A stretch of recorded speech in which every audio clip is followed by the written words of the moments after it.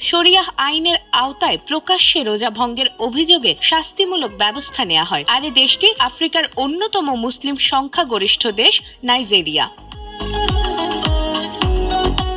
এবারে রমজানের প্রথম দিনেই এমন ঘটনার নজির মিলেছে নাইজেরিয়ার উত্তরাঞ্চলীয় কানো রাজ্যে। দেশটিতে প্রকাশ্যে খাবার খাওয়ার অভিযোগে 9 জন মুসলিমকে গ্রেফতার করা হয়েছে। গত বুধবার একটি ক্যাফেতে অভিযান পরিচালনার সময় এ ঘটনা ঘটেছে। সেখানে 2 জন নারী ও 7 জন পুরুষকে আটক করা হয়েছে।